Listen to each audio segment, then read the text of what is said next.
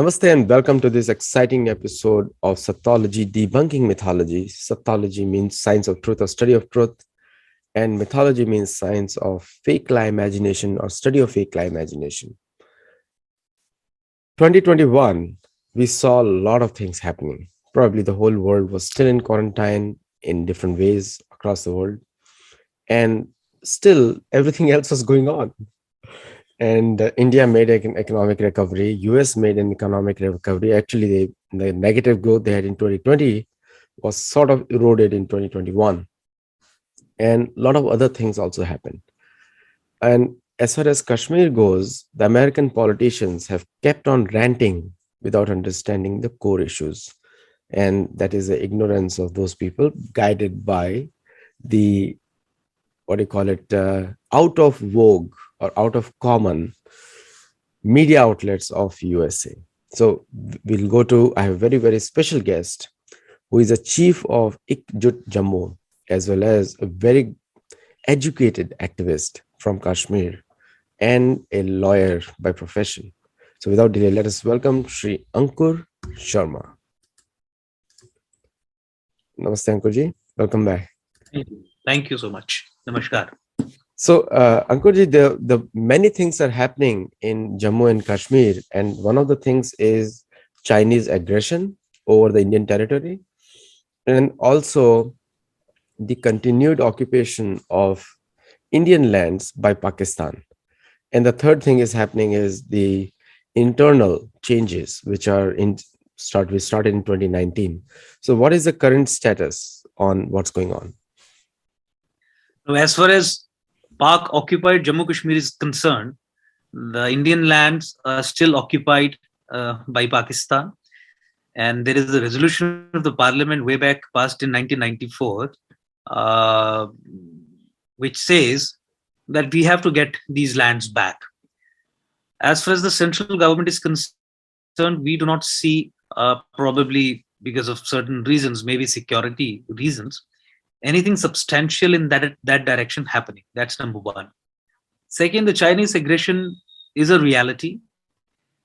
There are areas which are occupied by the Chinese, but the official position of the state of India is this: none of the areas have been occupied. I think there are news reports which suggest otherwise, but I think the final authority, the final word on this lies with the government. And if the government has taken some position on this, I think we should have no reason to disbelieve that. That's number one. But then, yes, sometimes we need to verify. As far as internal changes in J&K are concerned, in August 2019, Article 370 and 35A, which granted a special status to the state of J&K, was repealed, was demolished, was done away with. Article 370 and 35A was some kind of a subversion which had been done by individuals and by those leaders of the past who actually did not believe in the idea of India. Through the ages of Article 370 and 35A, they had created a non-secular theocratic setup in the form of a state apparatus of J&K within the secular polity of the country.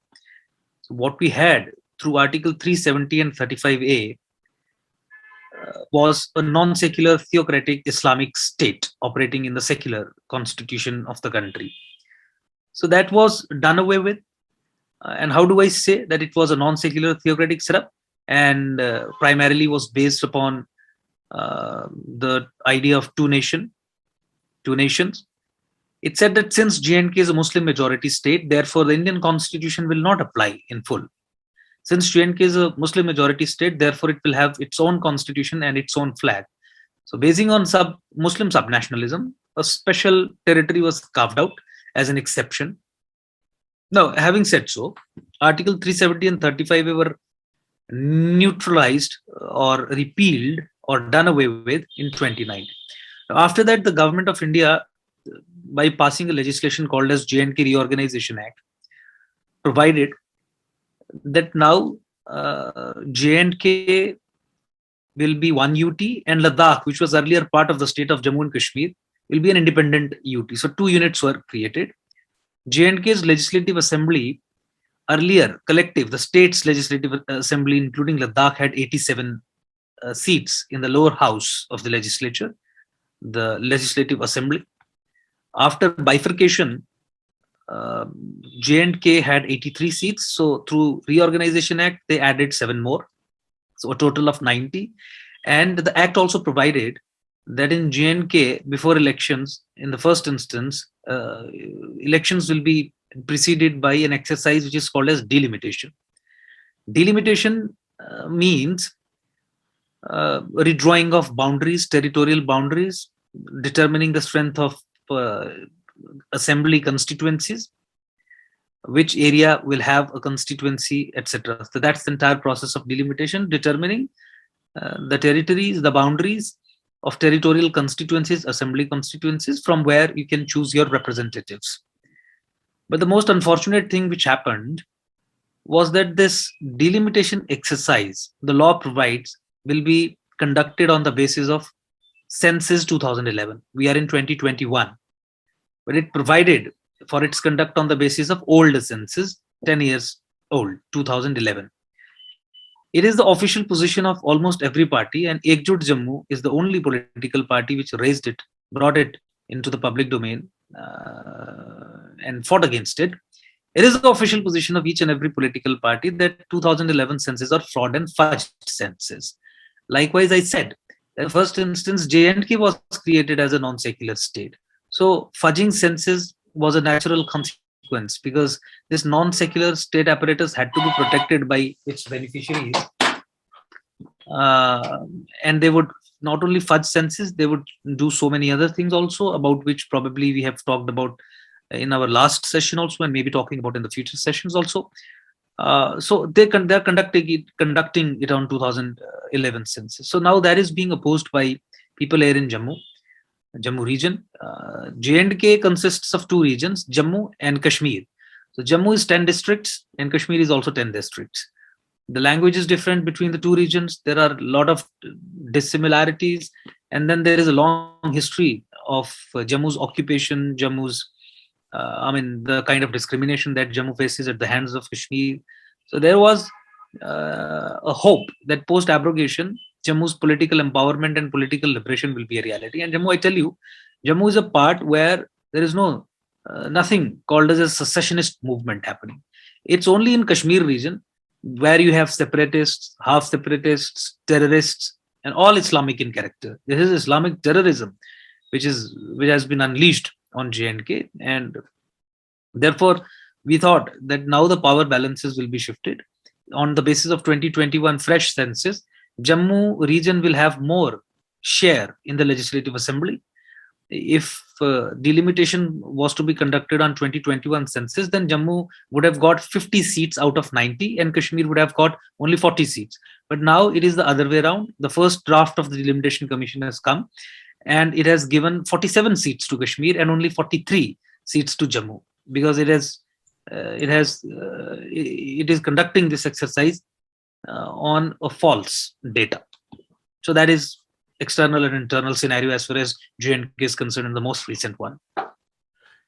The demographic dividends are always throughout the world, not just here, throughout the world, demographic dividends are fudged, because in democracies particularly, it happened in Nigeria, it happened in USA, where the Native Americans were not given the rights to vote.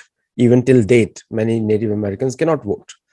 And this was done due to colonial mindset, which includes Islamic colonies as well, Islamic aggression as well, and Christian aggression as well. But in the case of delimitation, most of the countries, they follow mathematics, and which you are saying here, which is not happening, like the delimitation based on the number of population. So what is the population of Jammu as compared to population of Kashmir? No, according to the census of 2011, the population of Jammu is around 55 lakhs and 50,800 something. And for Kashmir, it is 68 lakhs. But the numbers are fudged. In 2004, Jammu had more voters than Kashmir. 1.41 lakh more voters than Kashmir. So a demand automatically raised, because earlier the people of Jammu were not conscious about this, conscious of this fact that probably the numbers can also be fudged, the census can also be fudged. So that was a starting point. 1.41 more lakh more voters. Therefore, questions, they started raising questions, and that was handled by these imperialist forces, occupation forces, in 2011 when they fudged the census and increased the population of Kashmir region to an extent that this argument of ours should die its own natural death, that we should have more seats.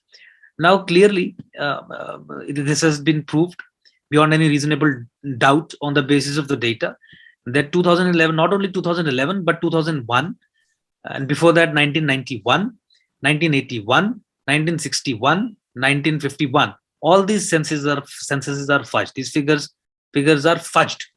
Now, the government of India should have understood the implication of restoring democracy in J&K on the foundation of falsehood. What does that mean? I mean, you are reintroducing sham democracy. And people who really believe in democracy will stop believing in democracy if this is the state of affairs which is happening. It's the ruling government, ruling party, the BJP, the Bharatiya Janata Party, which is at the center and also in the UT. In its meeting with Delimitation Commission, it has presented a draft, a representation to the Delimitation Commission, where it is on record to suggest, to say in writing, that 2011 census are fraud and fudged census. Despite that, this is the political party which is getting this delimitation exercise conducted on false and fudged 2011 census, because it is not within the scope of the Delimitation Commission to change the criteria and start doing delimitation exercise on the basis of 2021 census. For that to happen, you will have to bring in an amendment in the Reorganization Act. Section 62 and some other sections are required to be amended, and only the Parliament of India can do that, which means the BJP, the ruling party, can do that. So they'll have to get it amended from the Parliament, which they did not do. They're not ready to do, despite admitting in writing that whatever we are doing is we are doing it on falsehood. So I think that is the state of affairs, which is a very sorry state of affairs. Jammu once again has been disempowered, once again has been kept hostage, colonized to Kashmiri hegemony, and the Kashmiri leadership is virtually on the payrolls of Pakistan and ISI.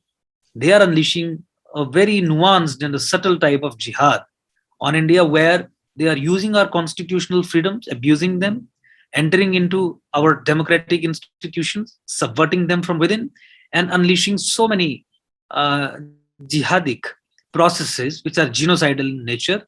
One of it being the state-sponsored demographic assault or land jihad on Jammu, something about which we talked in our last program. So when we talk about this delimitation exercise, and just to give you an example, recently California lost a seat because the population decreased. So one congressional seat went to some other, two congressional seats were merged, 41 and 42. So now the 40 is called 42 now.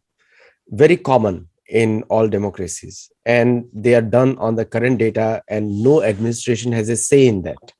Like no, even the Congress of US cannot say anything in that. It is done by independent body. Now, India being also a large democracy, do you think that such kind of processes exist at the local level, which I can clearly see not exist right now? Now, as far as this exercise of delimitation is concerned, this is also done by an independent body. It is a 3-member commission headed by a retired Supreme Court judge, the apex court judge. But having said that, the census figures were fudged. Now, we will have to realize that between 1971 to 2001, the average population growth of Jammu region was 31%. And between 2001 and 2011, they reduced it to 10%. I mean, by 10%, they put it at now 21%. So clearly a decline of 10%. Now that doesn't happen if lakhs and lakhs of people are not perished, maybe in a natural calamity like earthquake, or maybe in a man-made calamity like a genocide, etc.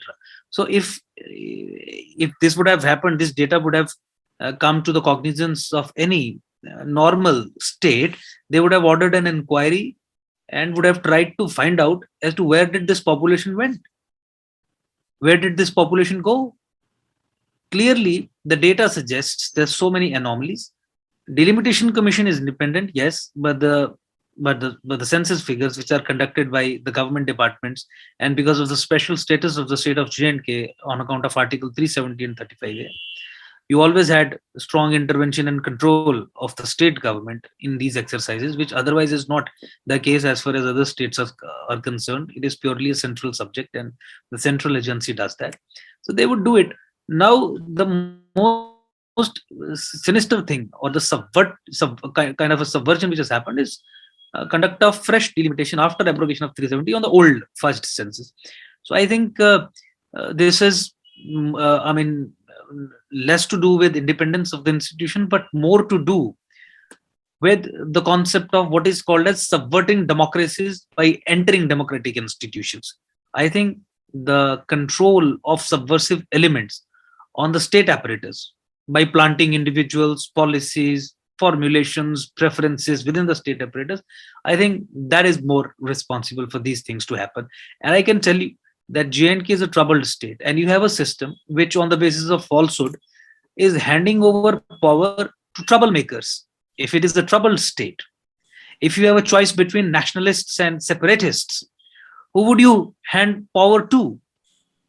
And we are demanding it on the basis of merit. We're not saying that just because we are nationalists, so you also fudge numbers. We're saying you come up with correct numbers. This is your official position, that the earlier numbers are fudged. You come up with correct numbers, and it is only on the basis of the numbers that people will get their share in the legislative assembly. And nationalists, people who really stand for India, people who really believe in the idea of India, people who are Indians actually, they are being denied their due share in the power structures through these genocidal and subversive processes. That is something which needs to be pondered upon. Recently, a movie is about to come out in January, Kashmir Files, and it is showing one of the gruesome stories of Kashmir, what happened to Hindus in Kashmir. And I watched the movie in LA at a premiere. So the one question comes in. You recently took the name of some politicians, like of Kashmir Valley. I won't say the politicians of the whole Jammu Kashmir, but just the valley, small valley.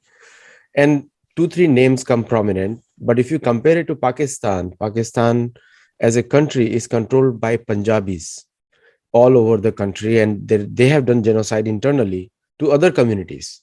Now, this is very common in Pakistan for within the Muslim communities of Pakistan. Forget about the Hindus who are in the worst situation. But within the Muslims also, there is a huge level of genocidal activities going on in Pakistan. Now, people who are aligned to that or speak that language, they also carry the same mindset. Don't they become the enemies of the state for India? And how should Indian government should treat them as such? What is your view on that? Yeah, you talked about Kashmir Files and the kind of sufferings which Hindus in Kashmir suffered in 1990s. But you'll be surprised to know what they suffered is genocide, a clear genocide. That's right. Mass murders, targeted killings, rapes, and nearly 5 to 7 lakh people had to run for their life, and they have now become refugees in their own country. Their habitat was destroyed.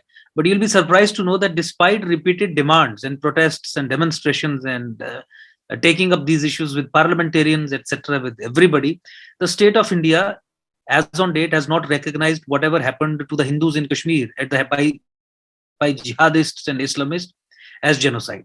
Official recognition of genocide is nowhere. Because if you officially recognize Hindu genocide, then you will have to take action against these Islamists and jihadists. But the state apparatus is compromised to an extent that it doesn't want to annoy Islamists and jihadists. So that is what Hindus are suffering in a country which claims itself to be a secular country.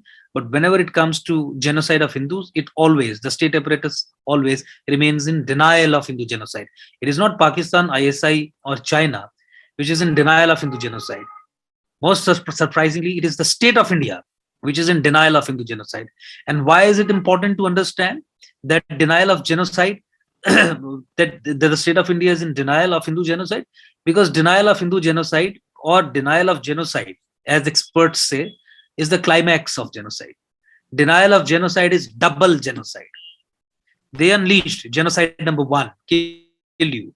But by denying that whatever happened to you can be categorized as genocide, the state of India committed a second genocide on Hindus, and such is the condition in Jammu province also, because in the early 2000 and late 90s,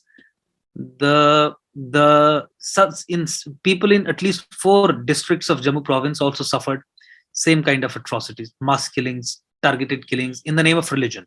So Hindus were killed, but whatever was expected of the government of India, state of India, it has not done so in this context.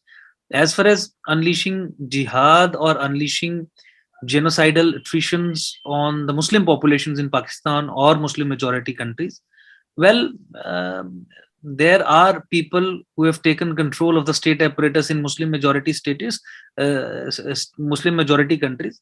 We categorize them as death cults. So after killing Hindus, after killing Christians, after killing Buddhists, so they will kill Muslims. They are killing Muslims. So I think this genocide needs to be called out. And as far as killing Muslims is concerned, we also will have to look at this problem from the sociology of Islam. For a Sunni, Shia is a kafir. For both Shia and Sunni, Ahmadiyya is a kafir. For Jamaat-e-Islami, Deobandi, Ahle Hadith is a kafir. For Barelvis, Deobandis are kafir. So they would kill each other. But I think the first priority that has to be given, it has to be given to the victims of Islamic genocide. And as far as the history of India is concerned, Hindu genocide numbers are 800 million and counting. Jewish genocide 5 million, 6 million. So much of awareness, so much of sensitivity, etc. 800 million and nothing. The most important reason, the state of India itself, even as on date, is in denial of Hindu. The temples, the places of worship which were destroyed way back in 1990s. I'm not talking about 13th century, 14th century Islamic invasions, etc. I'm talking about 1990s, when there was a secular setup in the state, so-called secular, and the secular setup in the country, a constitutional democracy. Right? The chief minister, Mr. Umar Abdullah, is on record to say that 143 temples were destroyed. You destroy one mosque, like what happened to the Babri mosque, and it became an international issue and hue and cry. 143 temples acknowledged to be demolished, not less, but the chief minister of the state acknowledged, nothing happens. So these are double standards, and this is what probably the people of J&K are facing here, and we are trying to fight it out. Coupled with this is the denial of minority rights to actual minorities in J&K. Muslims, being majority, are illegally taking away fundamental rights and benefit of more than 60 to 70 schemes, which are otherwise meant for Hindus, non-Muslims, Sikhs, Jains, Buddhists, because it is a Muslim majority state. So this is happening despite a Supreme Court judgment. I had gone to the Supreme Court. I fought case myself for 2 years between June 2016 and 12th March 2018. I actually, the Supreme Court forced the government to file an affidavit saying that you will remove this anomaly. They filed an affidavit, but as on date, no implementation, nothing. Because this is a Muslim majority state. Non-Muslims will not get even fundamental rights also. No, that is a very classical case throughout the world with the Muslim majority, other than UAE and some few Islamic countries, UAE and probably UAE is the only country where there is some sort of semblance of acceptance of other cultures. But other than that, most Islamic countries have no rights for the minorities, religious minorities, I would say. Now, coming to this, and the next question on this particular area is that you mentioned Holocaust.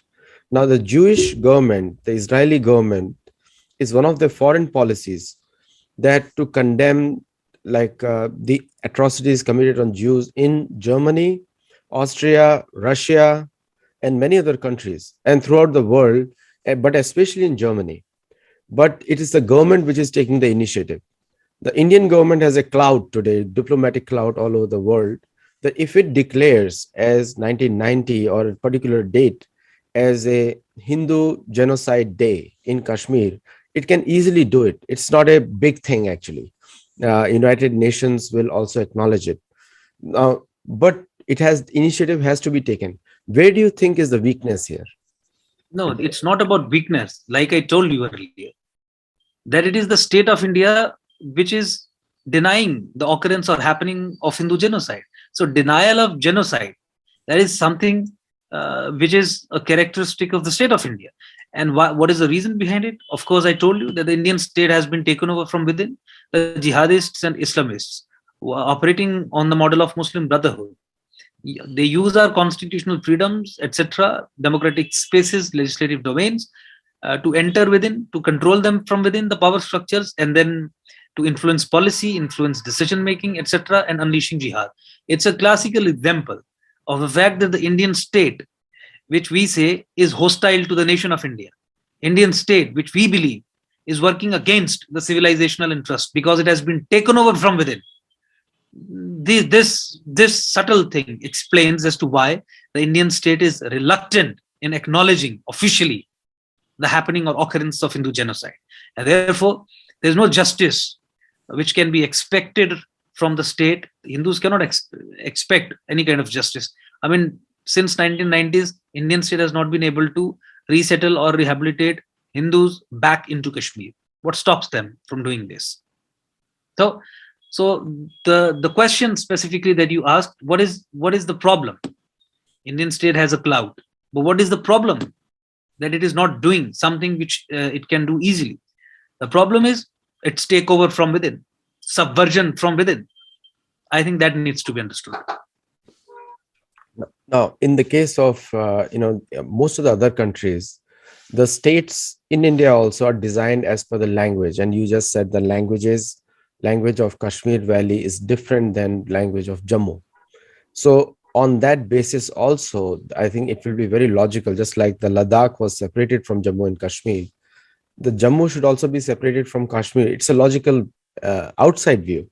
Why don't you think that is Absolutely. happening? No, absolutely. That the reorganization of the states post independence happened on the basis of language. I mean, it's linguistics. So Jammu, the language is Dogri. Kashmir, the language is Kashmiri. Food habits, clothing, beliefs, everything is totally distinct. People of Jammu can't understand Kashmiri. I don't know Kashmiri is understanding Dogri or not, but clearly it's an alien language. But not only on that basis, yes, and then there are geographical reasons also, topography, etc., mountains, valleys, etc. Everything is so different. I mean, the connectivity issues, etc. Natural barriers, natural boundaries. Jammu should become a separate state, not only because of these factors, but because of the fact also that Jammu is under the target of a genocidal, totalitarian Islamist movement, which intends, after Islamizing Kashmir, finishing off Hindus from Kashmir, to Islamize Jammu also, which they believe is very critical for the Islamization of Himalayas, followed by Islamization of Sanatan, followed by Ghazwa-e-Hind, raid of India in the bigger battle of Khorasan. So I think from geopolitical point of view also, Jammu needs to be separated. It should be separated from Kashmir and declared an independent state, so that through the fudged census and delimitation process, the handing over power to Kashmir, the power structures are controlled by nationalists in Jammu. That's number one, so that you do not allow them to use your power structures against your nation, your country only. Number one. And second, Kashmir should also be divided into two union territories. Now, what do you do about those Hindus of Kashmir who faced worst genocide in 1990s?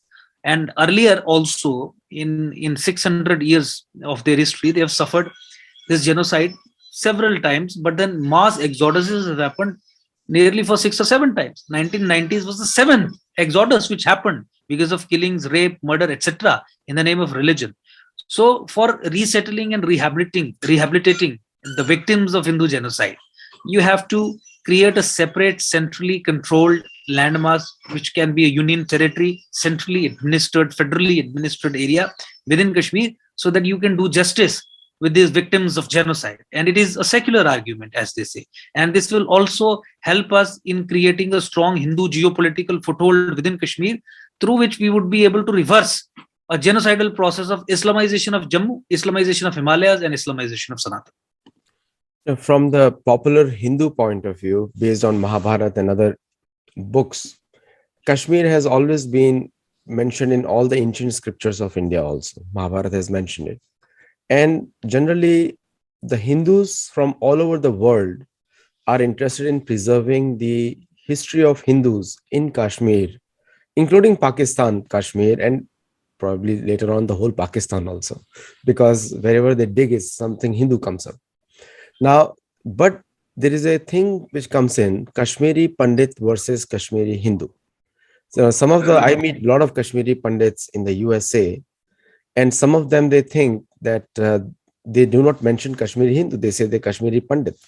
And I also read one article that the Pandit title was given by some Muslim leader, because in the Pandit definition is something else in Sanskrit. It's called Pandita Samadarshina, uh, equal, Vishya.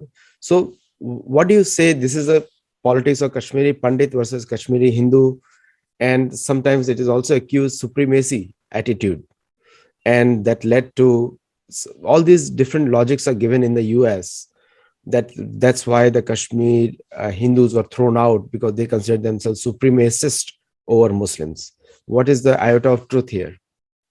No, that's a mere propaganda. That's a rationalization of a process which was itself genocidal in nature. You will have so many rationalizations to explain that why did we rape them, why did we murder them. But can any amount of rationalization be accepted in the light of the fact that whatever happened to Hindus in Kashmir was genocide?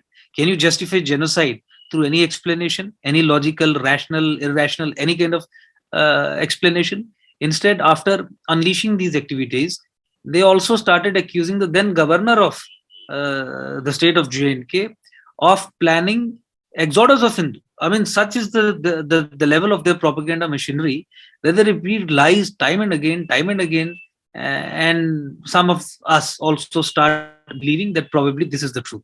As far as Pandit is concerned, that issue stands addressed. There is not even a single Pandit organization or so-called Kashmiri Pandit or Hindus of Kashmir organization which is nowadays using this term. They all say that we are Hindus of Kashmir, and this happened long time back. It was again a propaganda dividing Hindu community into caste and exploiting these caste fault lines to create confusion amongst Hindus. Everybody now believes that Hindus in Kashmir were hounded out. They are known as Hindus of Kashmir. There is nothing which is supremacist, anything. They had, in fact, the Kashmiri Muslims had all the power after 1947. What kind of supremacy they talk about in 1990s? Through various legislative measures, passage of executive orders, they ultimately destroyed the non-Muslims in JNK. I mean, for instance, you are taking away their fundamental minority rights, the fundamental rights since 1950 onwards, till 1990 and after that as well. So how do you think these people were supreme? So these are all propaganda theories planted by Pakistan ISI and Islamists, because they would always do that after unleashing jihad, because otherwise there's no way they can justify whatever they have done. So they will remain in denial mode. They will accuse others of things which have happened. So that's the common general propaganda machinery, and this is common as far as Islamists are concerned. You must also be seeing such kind of propaganda in US also, UK also, everywhere, in France and etc. At all places in Europe also. They would do something and then play victim. So their habit, their doctrine of playing victim everywhere, wherever, even when these people are aggressors, I think that yields such kind of maybe explanations which are absolutely false. Here, sitting in Jammu and Kashmir with a complete understanding of JNK's history, living with people who had faced worse genocide in Kashmir, working with those organizations, I can clearly say the entire whatever they say about the Hindus of Kashmir is absolutely propaganda and false. Recently, a US Congress passed an act, International Islamophobia Prevention Act, something like that. And it's going to pass the Senate also. Because I'm pretty sure it's going to pass the Are Senate. you sure? Yeah. Are you sure? It's going to They have pass managed to do that as well? Yes, Congress it has passed, and it's going to pass the Senate because there is a problem of white guilt. So most of the Islamic organizations are exploiting the white guilt by saying that what their ancestors did, the entire USA, what happened to Native Americans is a public story now. That 120 million approximately Native Americans were killed by the European conquest. So there is a white guilt over there, and that is being exploited tremendously, very cleverly by these Muslim organizations. And this law will India will most probably reject it most of the times, 90% times. But rejection is not the cure here. India has to pass the International Hindu Phobia Act, where wherever there is and it's all begins at home, that they have to first acknowledge the genocide in India. So, what do you think will be its repercussions on Kashmiri politics? As far as Islamophobia is concerned, just like what we say about secularism in India, it's if you do not tolerate Islamic communalism, Islamic extremism, Islamic fundamentalism, then you are not secular. And if you speak out against Islamic communalism, then you are Islamophobic. So I think this is a clear and classic instance of the fact that these Islamists and jihadists use your constitutional freedoms and your democratic institutions to unleash jihad against you. I mean, if this bill goes through, if this becomes an act, you see what kind of subversion will be unleashed against the United States. And of course, all other countries also which are affected by whatever decisions the US makes. As far as legislating about Hindu phobia is concerned, I think the Hindus have always been the victims in this case. Hindu Misha will be a correct term to use here. They don't fear us. There's no fear of Hindus. We are the punching bag. Like I told you, you said that white killed 120 million. I am saying these Islamists have killed 800 million recorded Hindus. That's right. Nobody talks about Hindu genocide. 800 million, still counting. So I think tolerating Islamic communalism is secularism, which is an antithesis of secularism. And speaking against Islamic communalism is Islamophobia. And if US is legislating on these lines, then God bless America. Clearly, God is missing in America. I can say that for sure. And the third thing, the last thing is this act is actually going to undermine American politics, international politics to a large extent. And I also foresee that the other countries, in future, maybe India puts a sanction on America. It may happen. It may happen because the way it is going right now. But anyway, this is the classical case of internal subversion of America itself. The last question for today's discussion is, now coming back to delimitation here, we discussed all the other aspects, and we also know that the certain politicians of Kashmir Valley, I would say Kashmir Valley only, because that is a problem in terms of terrorism, of unwanted killing of innocents, which happened recently. Now, the actions were so meek, and in today's info war, and the propagation by any of the India's external affairs ministry or foreign ministry of those acts of violence against non-Muslims was very muted communication. Now, what happens in the international community is that when you don't hear from an official source, they don't believe in it because there is a lot of information coming from various sources. What is your view on that? But I will tell you one CIA report. CIA report told the American Congress that it was the Hindus who were killed selectively. They told them. So CIA reported the exact facts from India, but the Indian government did not report that. So what do you have to say? And it also ties back to other things also. And but what can be done? So you can wrap it up with a detailed answer.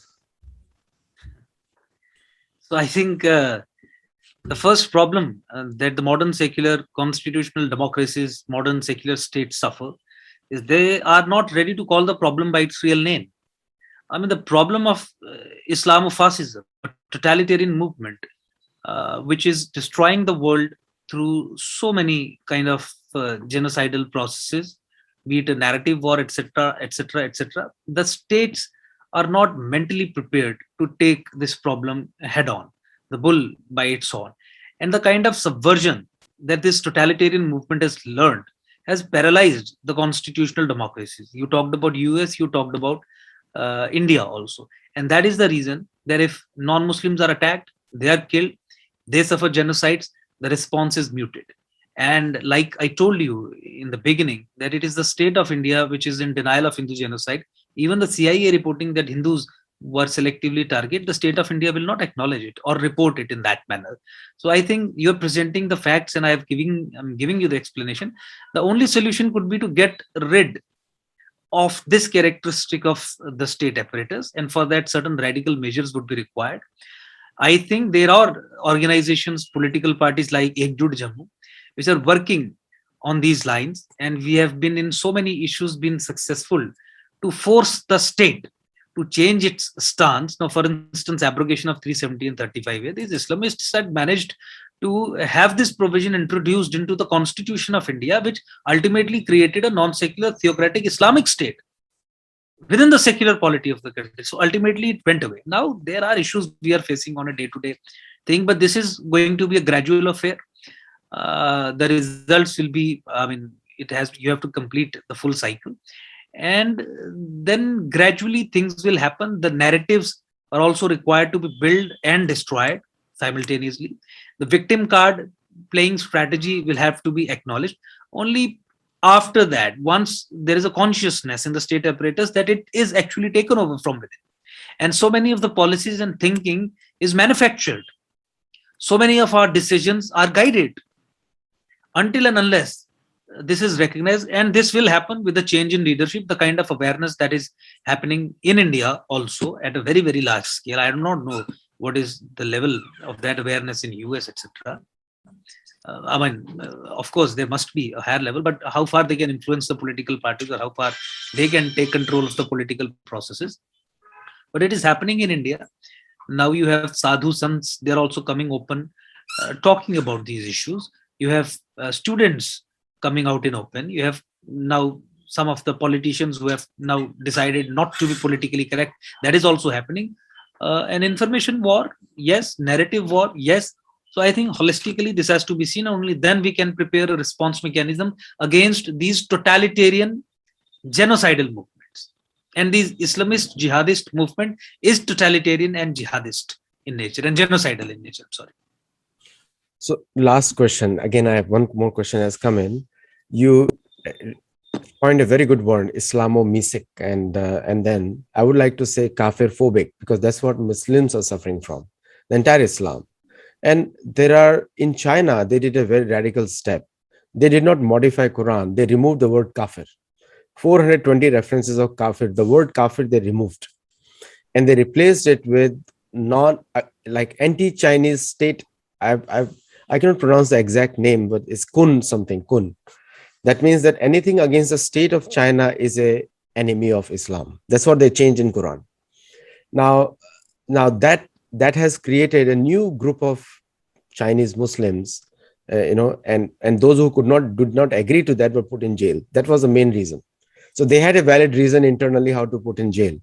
Now, valid or invalid, I will stay away from that. But the point is that the most of the training is kafir phobic, like anti-kafir, which is a kafir is probably the most racist term on the planet today, because so much hatred has been done for people belonging to other faiths because they were classified as kafir. So do you think that kind of rationalization is coming in other groups in Jammu and other parts of India also? As far as the political parties and other, organizations are concerned, in fact, Ekjut Jammu is working on these things. Taking up these issues and creating awareness on these things. But I can tell you that these kind of things happen in China only. They do not happen in constitutional modern democracies, for the simple reason that the state apparatuses are not sensitized to an extent where they would take the bull by its horns. You had a Muslim filing a petition in the apex court of the country, in the Supreme Court of India, saying that these 26 verses of Quran, which call for war against kafirs, or which,